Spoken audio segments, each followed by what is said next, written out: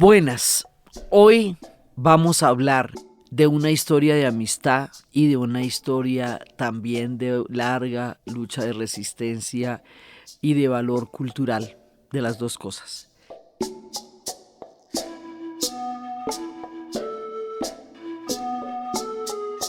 De los mismos creadores de Vámonos a Calafate, cuando les conté la historia del viaje por los glaciares, con mis compañeros de colegio y con Juan Carlos Salcedo absolutamente entusiasta en invitarnos a las maravillas del universo, surge el viaje de navegar por las islas de Gunadule o San Blas en Panamá.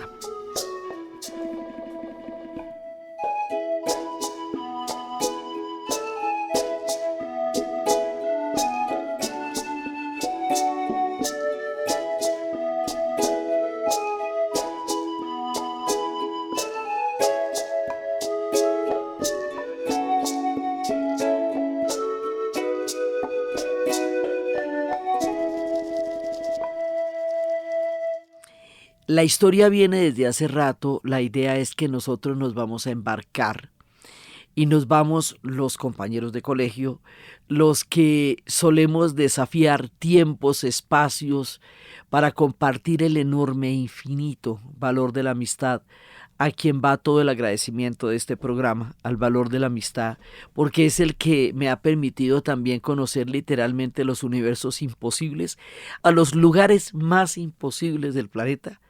He terminado llegando yo por la amistad. Y eso no deja de ser una cosa increíblemente valiosa y maravillosa. Yo llego la noche anterior a Ciudad de Panamá. En Ciudad de Panamá me voy a quedar en la casa de mis grandes amigos panameños, Alexandra y Pedro, donde me reciben con la maravilla del Año Nuevo Chino y donde conversamos siempre esas grandes y magníficas conversaciones que tenemos, que nunca son suficientes para el tiempo que nos vemos. Al otro día por la mañana me llevan al aeropuerto de Tocumen. En el aeropuerto de Tocumen nos van a recoger en un transporte y en ese transporte nos van a llevar hasta Cartí. Cartí es el puerto donde se embarca uno para la navegación a las islas de San Blas o Gunadule. Y resulta que para poder llegar allá hay un puesto de frontera. Hay un puesto de frontera en donde uno presenta pasaporte y se paga un impuesto de entrada. Entonces parecería que estuviéramos entrando a otro país. Entonces parecería que estuviéramos entrando a un territorio autónomo. No pasa más que eso, pero eso pasa. Entonces uno empieza a ver banderas, unas banderas que tienen sobre un fondo amarillo y rojo una esvástica que no significa absolutamente nada de lo que significaría en el siglo XX, sino que implica las 4 direcciones en las cuales está escrita la cosmogonía del pueblo cuna, y tiene otra connotación totalmente diferente. En ese momento nosotros estamos entrando a la comarca Gunayala. Es una comarca autónoma indígena situada en la costa atlántica, en el Caribe panameño. Y allá viven el pueblo Gunadule o Cuna.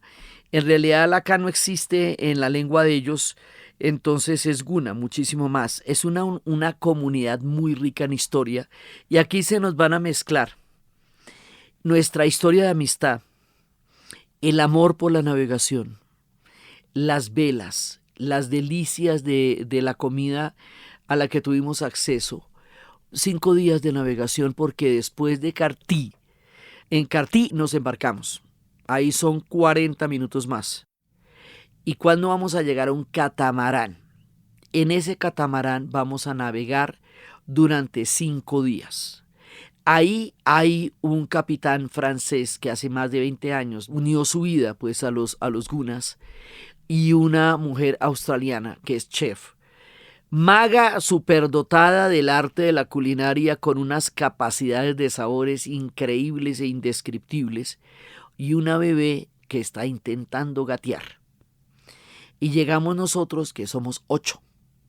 Y somos los 8 correctos, porque realmente fue una convivencia desde la empatía, desde la alegría, desde la buena onda, desde el compartir una vibra maravillosa en medio de la brisa, en medio del mar, en medio de las velas, en medio de la comunidad que llegamos a crear. Navegar es una de las cosas que yo más disfruto en la vida, porque el mar me genera toda clase de inspiraciones, toda clase de maravillas, sentirme en el maritorio, para hablar un poco de lo que estábamos hablando, los mitos, cuando hemos estado hablando de los mitos del Caribe colombiano y de San Andrés, Providencia, Santa Catalina y La Guajira. El maritorio es otro universo. Las estrellas se ven de otra manera, la luna se ve de otra manera, el color de las aguas que siempre nos está iluminando en la mañana va variando con el día, generando unos espectros cromáticos absolutamente maravillosos, y esa sensación de no estar en tierra, de estar en el mar, de estar en esa otra parte gigantesca que es casi todo el planeta, que son las aguas y que son las aguas del Caribe. Cada uno de estos días vamos a estar fondeando y bajando a una de las muchas islas. ¿Cuántas islas son? Dicen que son 365, una por cada día. Otros dicen que son más, otros dicen que son entre 365 y 400. Así que el número varía de un conteo a otro, pero son una gran cantidad de islas de todos los tamaños, de todas las formas, de todas las maravillas, unas que están deshabitadas, otras que están habitadas, pero es un conjunto. Ahí es donde está la cosmovisión y el mundo de una cultura que viene de la selva, que llega a las islas, que llega al mar y que tiene una historia que nos enlaza. Entonces la historia de Gunayala va a entrar en la navegación y va a formar parte de la historia de este viaje con los amigos en el mar de las islas de Panamá.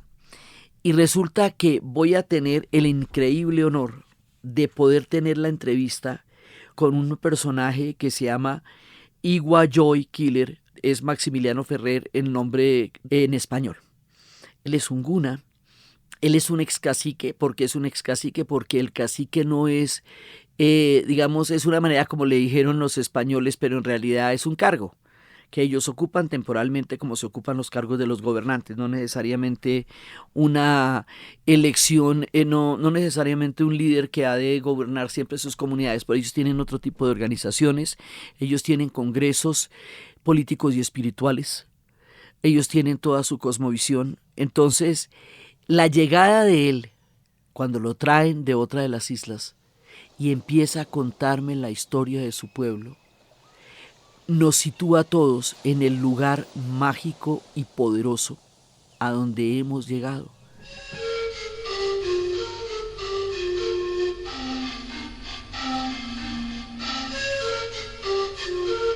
Pues uno lo que ve es un paraíso increíble. Lo que ve es una coloración del mar, es la pericia de Jean-Paul Polo, el capitán, y los deliciosos sabores de Sophie, pero está en realidad en uno de los lugares más poderosos, significativos, potentes y tremendos de la tierra, que es Gunayala.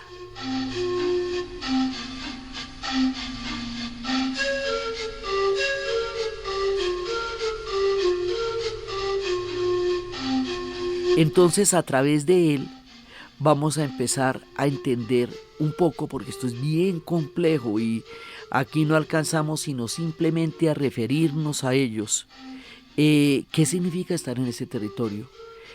Normalmente cuando los pueblos se conocen turísticamente, suele desconocerse toda la envergadura cultural que hay detrás, toda la historia, que lo hemos visto cuando hablábamos de las islas de San Andrés, Providencia y Santa Catalina, que tienen una cultura raizal increíble, poderosa, grande. Pues esta gente no solamente tiene una cultura, sino que puede vivir en la cultura misma gracias a una serie de resistencias históricas que les han permitido ser quienes son y seguir siendo quienes son.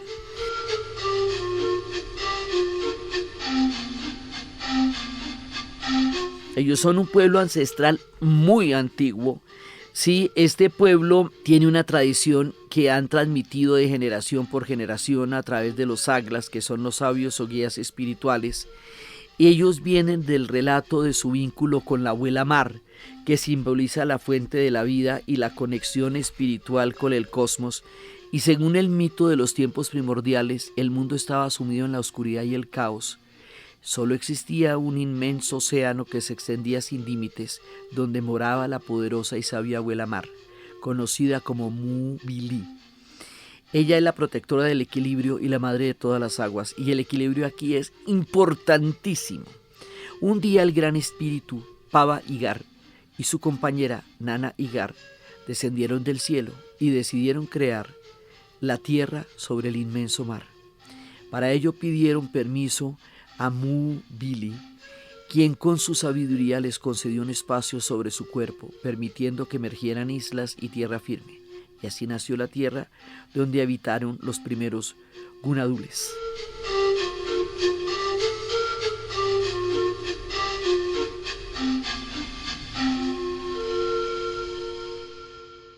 Desde las épocas prehispánicas, los gunadules formaban parte de un conjunto de pueblos indígenas que habitaban las regiones costeras y fluviales del Caribe y el Darién.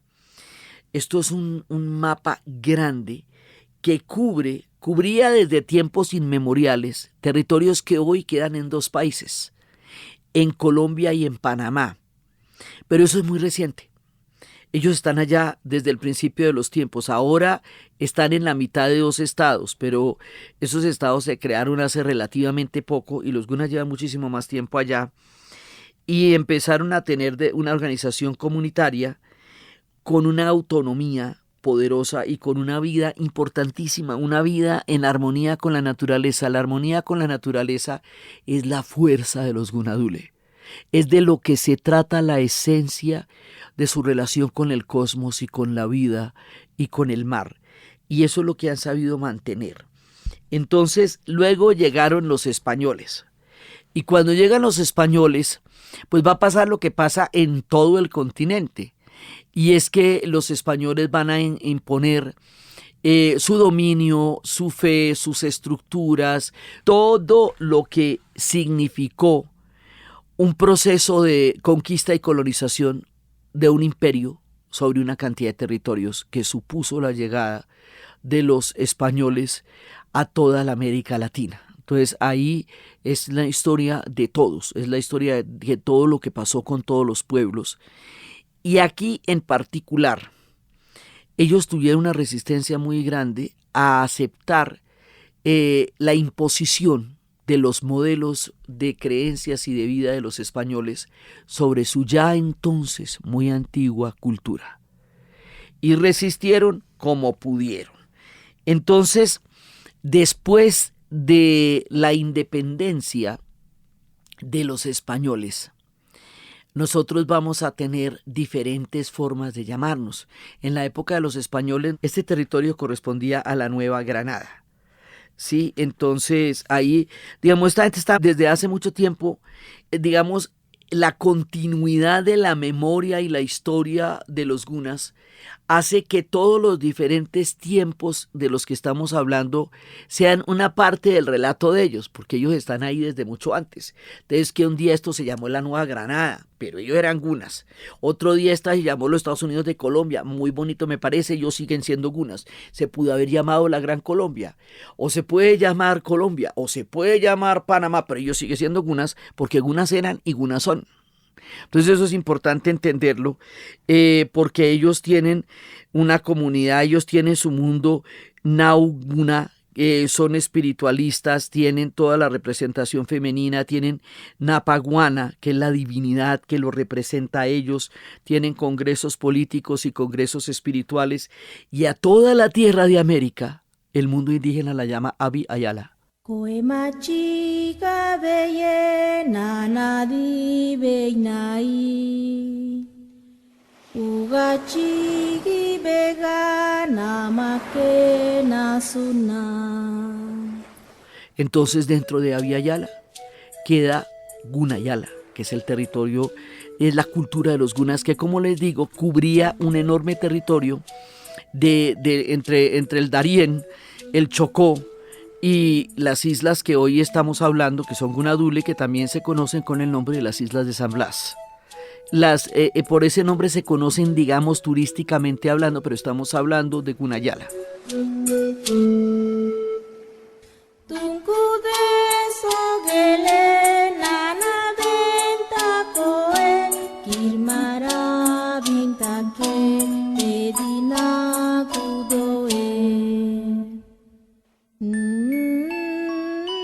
Entonces resulta que ellos tienen un reto en la historia, y lo siguen teniendo: mantenerse los que son y seguir con su equilibrio con la naturaleza y con su propia espiritualidad y con su cultura. Y en la aventura de seguir siendo gunas, les van a pasar una gran cantidad de cosas. Entonces les pasa que en un breve lapso de tiempo en que la formación de este país llamado Colombia se llamó los Estados Unidos de Colombia, en los 2-3 años que fuimos federales, porque nosotros también recorrimos un montón de historias antes de llegar a ser la República de Colombia y la República de Panamá. Estábamos unidos por la Gran Colombia, éramos virreinato de la Nueva Granada, luego estábamos unidos por la Gran Colombia, luego viene la independencia, y entonces hay un momento en toda nuestra historia en que fuimos federales, y en ese momento en que fuimos federales, que fue la época de los Estados Unidos de Colombia, ahí los gunas, recuerden que los gunas están en lo suyo, o sea, lo nuestro es ser gunas, se llame como se llame el que esté al otro lado. Entonces, en esa vuelta, ellos logran que los Estados Unidos de Colombia, que era un proyecto federal, les diera una comarca. Es un territorio autónomo, una comarca para ellos. Ese es un pacto que ellos van a hacer y que va a ser muy importante. Ese pacto lo van a hacer el 4 de junio de 1870 y esto se va a llamar la comarca Tulenega, la comarca Tulenega.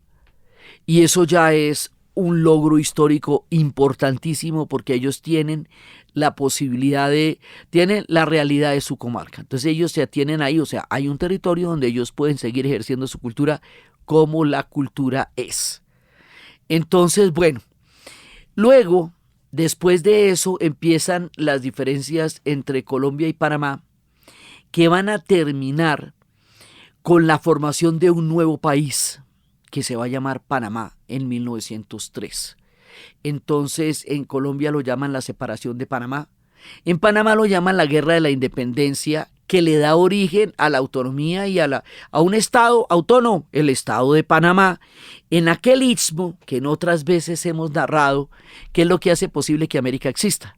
Porque sin el istmo seríamos un par de masas enormes flotando en el océano, en el norte y en el sur, sin que tuviéramos ninguna unidad. Es el istmo de Panamá, lo hemos contado también cuando hablamos del biomuseo, lo que hace posible el intercambio de especies y de culturas, lo que hace que América exista, lo que hace que se hayan encontrado las Américas y que exista al lado de las Américas el universo del Caribe. Es el istmo de Panamá el que hace posible todo. Eso es muy importante. Es al istmo de Panamá donde van a llegar por primera vez los españoles antes de entrar en tierra firme, antes de tratar de fundar las ciudades que sería Santa María la Antigua del Darién, pero que no llegó al aspecto y al prospecto que creyeron cuando la fundaron. Es un sitio históricamente clave para todo, para entender toda digamos, el gran escenario de las Américas. Hay que entender el istmo de Panamá. Entonces, entre el istmo de Panamá y el territorio de lo que es el Chocó colombiano y el Darién, mitad y mitad, van a quedar los gunas una vez que Panamá se forme como país. 1903. Panamá se va a formar como país y una vez que Panamá se forme como país viene el gran proyecto que para los Estados Unidos era un destino manifiesto, que era la creación del Canal de Panamá, para poder unir los dos océanos como una continuidad del proyecto que ellos tenían de haber hecho el ferrocarril del oeste y el ferrocarril del este y unir de un extremo al otro a través de las líneas férreas a los Estados Unidos. Ahora era para unirlos a través del mar. Entonces, de este canal interoceánico va a formar parte estructural en un comienzo la historia del surgimiento de Panamá como país. Los gunas quedan en la mitad, entre su merced y mi señora, como diría mi cuñada. O sea, ellos quedan entre Panamá y Colombia, pero ellos son gunas. Su cultura es una sola, su lengua es una sola, su cosmovisión es una sola. Entonces un pedazo queda en Colombia y otro pedazo queda en Panamá. Y en Panamá la influencia y la presencia de los Estados Unidos es protagónica porque el canal es un proyecto geopolítico, es y sigue siendo un proyecto geopolítico de grandes implicaciones continentales y globales. O sea, esto era global desde chiquito, ahora es re global. Entonces resulta que ahí en medio de todo eso siguen los gunas que estaban desde cuando salieron los soles y desde cuando la abuela creó los océanos. Entonces, ¿cómo se van a repartir en esta? Entonces resulta que Panamá surge como país. Este Panamá al que yo he ido tantas veces, con quien tengo tantos vínculos y con quien tengo tantos amigos, este país de Panamá surge como país. Entonces, pues como surge como país tiene que tener un relato, una bandera, una unidad, una forma de considerarse Estado, que es nuevecitica, porque arranca en 1903 y va a generar todas las cosas que caracterizan a un Estado nacional según como se inventaron los europeos, que eran los Estados nacionales en el siglo XVI y en el siglo XIX, que los inventamos nosotros. Dentro del proyecto panameño, aquí es importante entender el proyecto de un país que se está formando, Panamá, y el proyecto de una cultura antigua y ancestral que ha sobrevivido a todos los cambios políticos y que encuentra en la permanencia de sus tradiciones y de sus costumbres la fuerza extraordinaria para seguir habitando su espiritualidad y sus cosmos. Estos dos proyectos se van a enfrentar, porque el proyecto panameño, como tal, como Estado Nacional, es un proyecto que quiere imponer lengua, costumbres, religión, hábitos, vestidos e instituciones sobre los gunas. Entonces, que andaban desnudos, entonces después empezaron a hacer esta maravillosa artesanía de la mola, que es un rasgo de identidad, y las mujeres empiezan a vestirse con las molas, que es una cosa extraordinaria y maravillosa, de unos colores que refleja el mar, que refleja el universo tan bello donde ellos viven. Y verdad que no se podían poner las molas, que tocaba que se vistieran como las occidentales. Entonces, cada vez que hay una imposición o una prohibición de sus bailes, de sus costumbres, de sus vestidos, el pueblo guna, que tiene tan clara su cultura, se rebela contra esa imposición. Y a su vez, Panamá considera que esa imposición es el ejercicio de soberanía de un país que está creciendo por primera vez. Estos dos proyectos históricos van a chocar de muchísimas maneras. Y el tema de crear una evangelización sobre los gunas va a ser muy complicado desde muchos puntos de vista. Desde el intento a juro de evangelizarlos por el lado católico panameño, desde la llegada de otros personajes protestantes como la señora Coop, que va a hacer escuelas en inglés.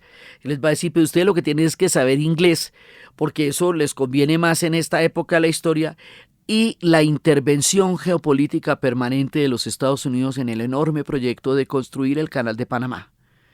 Entonces, este universo cambiante, que siempre está en un proceso geopolítico distinto, pone a los gunas en una situación de un delicadísimo equilibrio en la geopolítica de un destino manifiesto como el Canal de Panamá, de un país que se está formando como el país de Panamá, y los gunas que son gunas.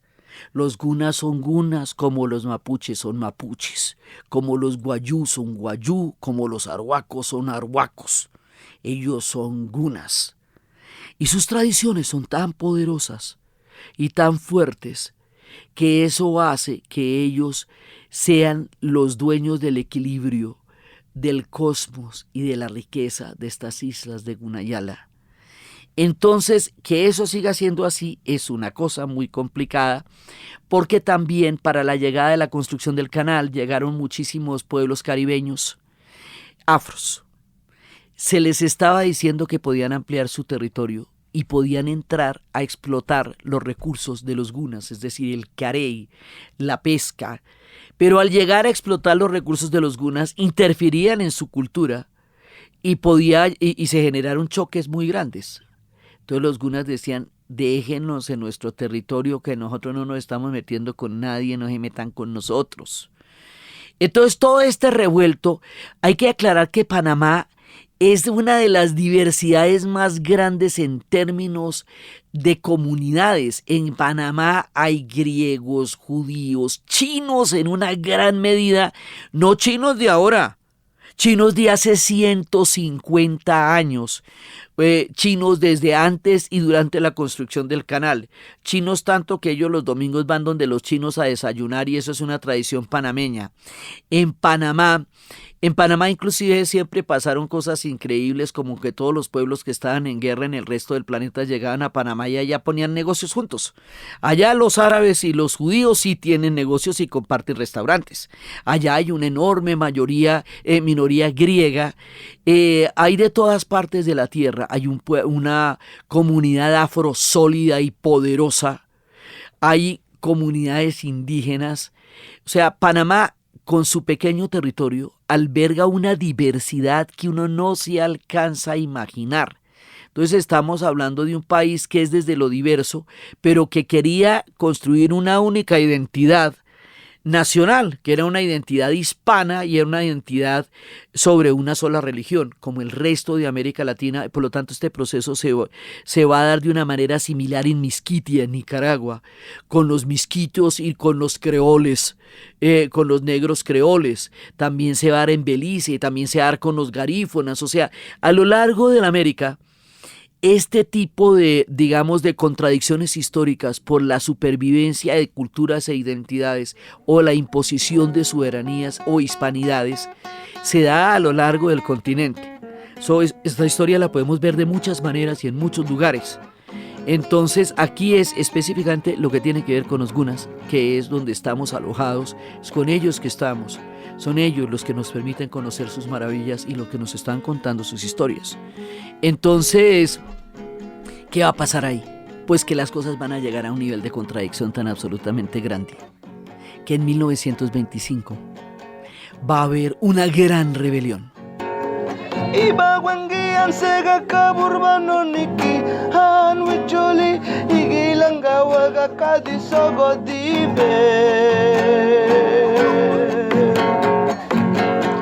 Angawegi soy leali Benandina saegit bali Anwar selenai. Una rebelión contra el gobierno panameño. Como ellos quedaron en los dos países, entonces hay unos que quieren la colombianidad que significó la comarca que se les dio en la época de los Estados Unidos de Colombia. Otros que no quieren ni una cosa ni la otra, sino ser gunas. Otros que pueden aceptar algún nivel de negociación con el mundo hispano panameño.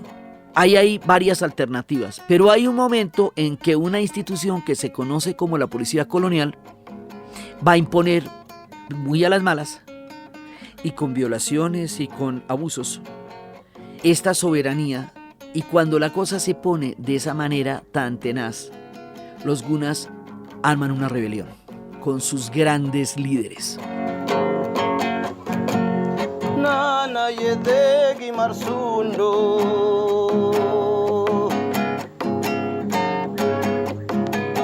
Bedina we yalagine bian mete daile sunna. Y los grandes líderes, que son sus héroes de la independencia, van a estar en la rebelión. Y cuando ellos hacen la rebelión, en esa rebelión ellos crean su bandera. y ellos crean su independencia, y hay un personaje bien particular, gringo, que se llama March. Hay muchos personajes aquí, hay muchas historias, inclusive para los que se quieran saber este cuento, hay un libro que se llama Juan David Morgan, La Rebelión Infinita, que es una novela detallada sobre todo este proceso. Esto es de Alfaguara. Es importante porque este libro da una perspectiva de conjunto, pero es la historia oral la que nos están contando, la que está llevando el relato, y estamos viendo todos los horizontes que ocurren detrás de estas islas paradisíacas y maravillosas. Va a haber una tremenda rebelión, y en esa tremenda rebelión ellos se levantan, y cuando se levantan van a ganar. Este señor March, que venía desde Smithsonian para estudiar características de los albinos, es muy común entre los cunas que haya pueblos albinos. El cuna que nos estaba contando la historia, él mismo es un albino. Y él fue y nos contó la historia, tenía su bandera y me dio su historia, me dio su creencia, me dio su relato, como una manera maravillosa de honrarnos con sus palabras. Y entonces resulta que ganan. ¿Cómo van a ganar ante una situación tan desigual? Ganan porque se produce una especie de vacío histórico que a veces pasa en la historia. Resulta que los Estados Unidos están muy ocupados haciendo el canal allá, y eso es suficiente trabajo. Y entonces, el gobierno panameño pues está en su propósito histórico de constituir la soberanía y la identidad panameña. Y los gunas están en lo suyo. Los gunas quieren ser gunas. Y quieren que se llame como se llame eso.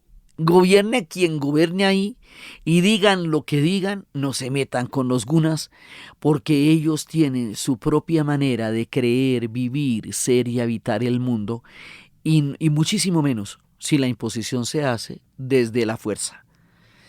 Entonces resulta que los Estados Unidos en últimas decide, ante la rebelión guna, que no van a dar esa pelea con ellos al mismo tiempo que están construyendo el canal y sentando las bases del único canal interoceánico que existe en las Américas. El otro se llama el Canal del Suez, en Egipto, construido desde finales del siglo XIX por Lesseps.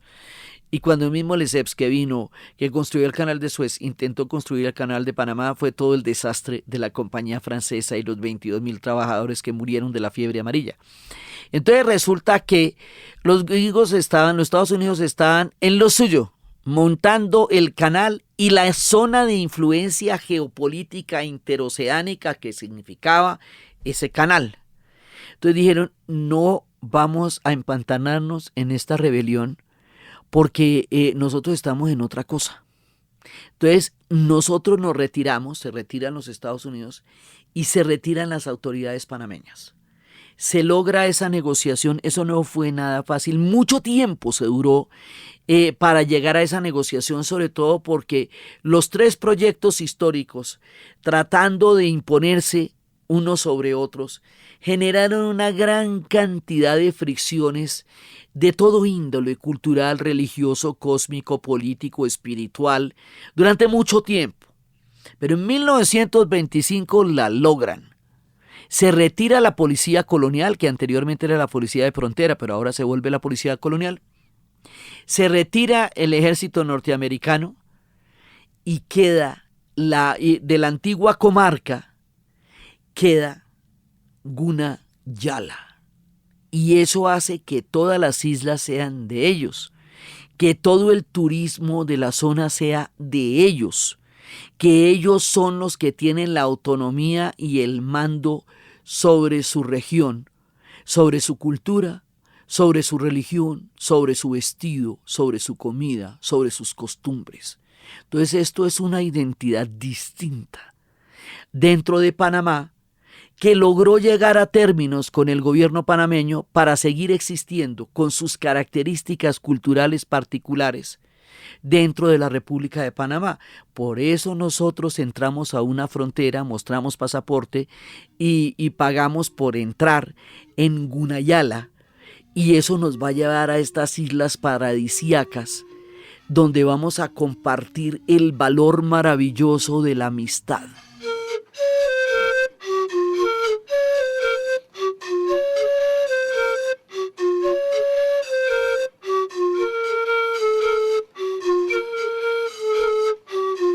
Entonces, los días se van haciendo cada vez más hermosos, el encuentro se va haciendo cada vez más bonito, la comunidad se va haciendo cada vez más amorosa, los días en estas playas panditas donde se puede pasar una conversación mañanera en el sol, la maravillosa comida que da ese mar generoso, infinito, con el sabor fantástico que Sofi le añade a la gastronomía como un arte de poesía, la pericia de Polo y su relación profunda y entrañable con los gunas, el relato de esa tarde donde vinieron a contarme historias ancestrales y poderosas que nos abrió una visión del mundo increíblemente maravillosa. Yo había estado allá hacía 10 años, pero no había podido percibir la dimensión del lugar donde estaba, ni el poder que tiene el gran espíritu que a ellos los acompaña.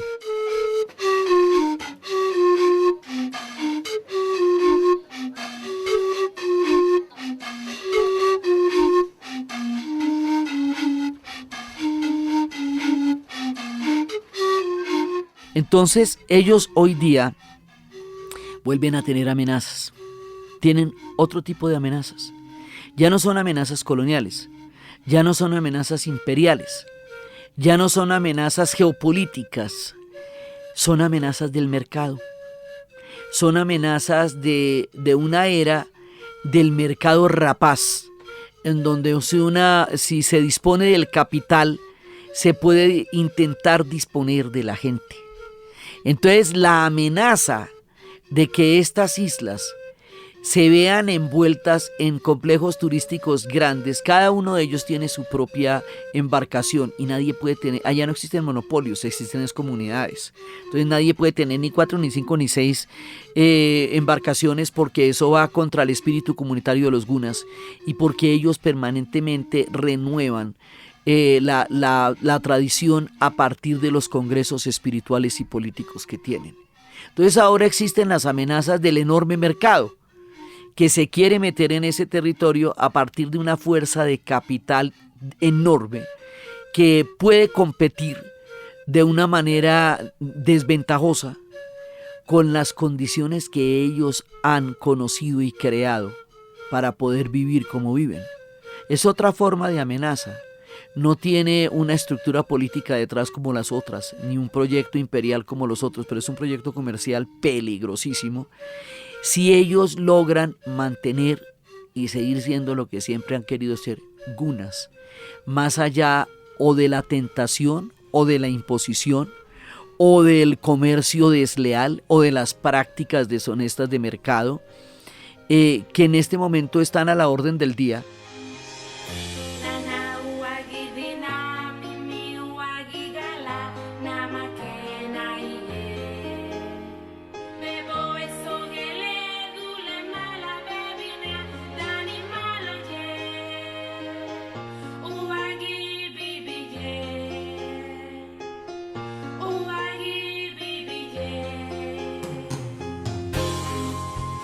entonces, bueno, ellos tienen esa amenaza ahorita. Las han tenido muchas, se han visto con todo lo que les he contado y ahora se ven enfrentados a esta nueva circunstancia que puede ser una amenaza, que es una amenaza para ellos. La otra amenaza que tienen es planetaria, el cambio climático. En la medida en que se profundice el cambio climático, las islas pueden empezar a desaparecer en el mar.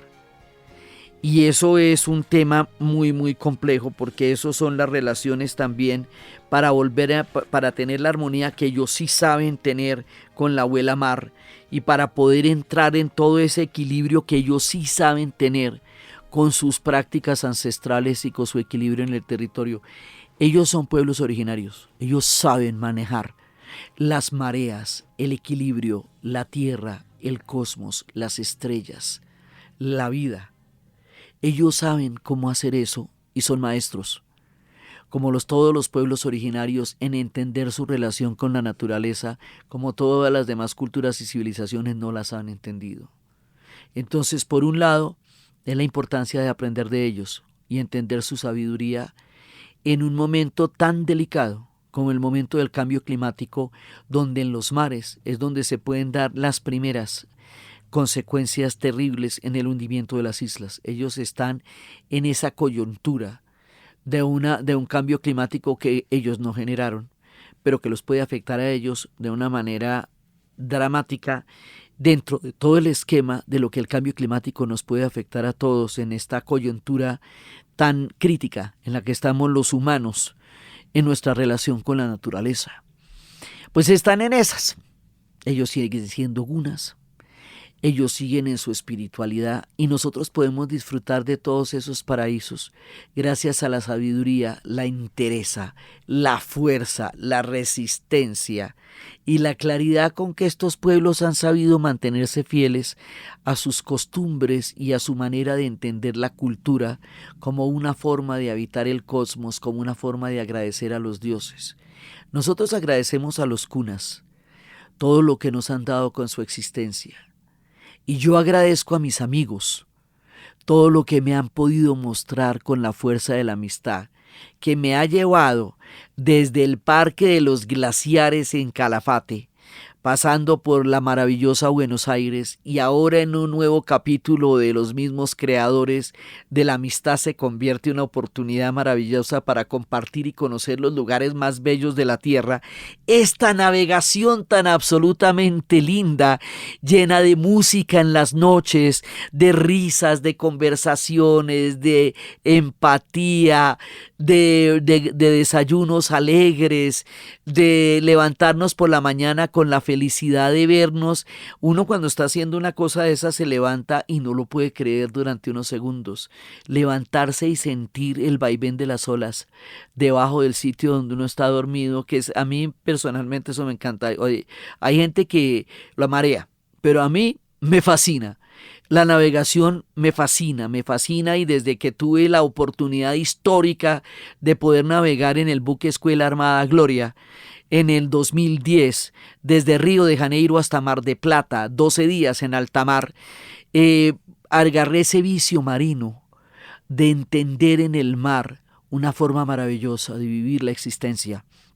Entonces, de los mismos creadores, de los amigos que me fueron a llevar a ver el Perito Moreno, hoy me llevan a las islas de Gunadule y en la condición más hermosa de la amistad, la alegría, la música por las noches, los relatos, las risas, la cotidianidad en cada una de estas islas que siempre fue diferente, que siempre fue de una hermosura muy grande, envueltos en un cosmos verdaderamente poderoso e inspirados por una cultura de tan grandes y poderosas proporciones y que tiene la riqueza más grande del mundo que es su espiritualidad, su fuerza de entendimiento, de cultura, de resistencia y de arte y de entendimiento con la naturaleza. Estuvimos 5 días navegando por Gunadule, o las islas de San Blas como otros la llaman, cada día en una isla diferente, bajando el ancla para bajarnos del catamarán a vivir las experiencias de estos paraísos protegidos por las abuelas cósmicas y por la gran sabiduría espiritual del pueblo cuna. Y esa era la historia bonita de navegación y de valores tan grande que tuvimos la oportunidad de vivir en medio de los colores del mar, de la suavidad de las arenas, de la exquisita cocina y de las estrellas nocturnas, durante estos maravillosos días en que la vida me dio la gran oportunidad de poder navegar con mis amigos en el poderoso y maravilloso territorio de Gunayala. Entonces, desde los espacios de la amistad maravillosa y prodigiosa, desde los espacios de la navegación, del mar, de los colores diferentes de todos los tonos de este Caribe, desde los espacios místicos y poderosos de Gunayala, desde el relato increíble de su pueblo, desde la gastronomía, la generosidad, la buena onda, el viento en la cara, las velas levándose, las anclas poniéndose en el fondo, las arenas, las conversaciones, las risas, la mirada, la sabiduría y la belleza de esta experiencia de amistad, espiritualidad y mirada profunda y maravillosa al gran mar que siempre nos lleva por sus mejores rumbos, en la narración de Ana Uribe. Y para ustedes, feliz día, cualquier día que ese sea.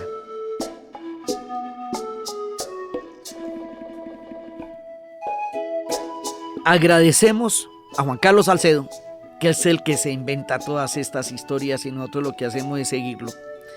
Agradecemos a Jean-Paul Polo, que nos dio esta navegación maravillosa, a Sophie, que nos dio los sabores más poderosos de todos, y a Igua Joy Killer, este maravilloso cacique cuna que nos contó las historias, que nos llevó en este mundo, que nos mostró su espiritualidad, y a las novelas que nos relatan esto, y a Alexandra Chelderup, y a Pedro Colmenares, que siempre está ahí para abrirme las sonrisas del poderoso Panamá.